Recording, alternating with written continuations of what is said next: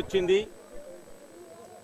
అలవాటు ప్రకారంగా నినాదాలే మారుమోగాయి. రైల్వే మంత్రి సురేష్ ప్రభు ఆ ప్రభుపైనే భారం వేసినట్టుగా కనిపిస్తా ఉన్నది.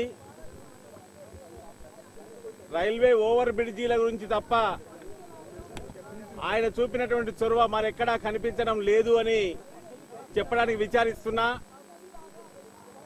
స్వచ్ఛ భారత్ కోసం స్వచ్ఛ రైలు అనేటువంటి నినాదం, ఇన్క్రెడిబుల్ ఇండియా కోసం ఇన్క్రెడిబుల్ రైల్ ట్రైన్ అనేటువంటి నినాదం తప్ప ఆయనకు మౌలికంగా రైల్వే వ్యవస్థను పటిష్టం చేసి విస్తరింపజేసేటువంటి ప్రయత్నం, దానికోసం అవసరమైనటువంటి వ్యాగన్ల ఉత్పత్తి కోసం, రైలు మార్గాలకు కావలసినటువంటి మౌలిక వనరులైనటువంటి స్టీలు ఉత్పాదకతను సాధించుకోవడం కోసం, అంతేకాకుండా రైల్వేలకు అవసరమైనటువంటి విద్యుత్ ఉత్పాదనలో తీసుకోవాల్సిన చొరవ గురించి ఆయన విఫలమైనట్టుగానే కనిపిస్తా ఉన్నది.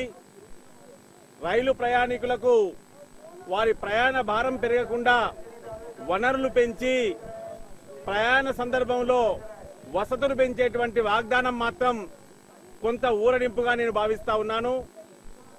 ప్రాంతాల వారీగా, రాష్ట్రాల వారీగా ఉన్నటువంటి ఆకాంక్షలని, వస్తున్నటువంటి ఆదాయాన్ని దృష్టిలో ఉంచుకొని ఆయా ప్రాంతాల్లో విస్తరించాల్సినటువంటి ప్రయత్నాలని ఇక ముందైనా అప్రమత్తతో వారికి ఉన్నటువంటి విచక్షణాధికారాన్ని వినియోగం చేస్తూ రైల్వే మంత్రి చొరవ చూపకపోతే దేశవ్యాప్తంగా తెలంగాణ లాంటి విభాజిత ఆంధ్రప్రదేశ్ లాంటి రాష్ట్రాల నుంచే కాదు, పెద్ద రాష్ట్రమైనటువంటి బీహార్, ఉత్తరప్రదేశ్ నుంచి కూడా ఆందోళన వ్యక్తమయ్యే ప్రమాదం ఉంది అని సూచన మాత్రంగా తెలుపుతా ఉన్నాను.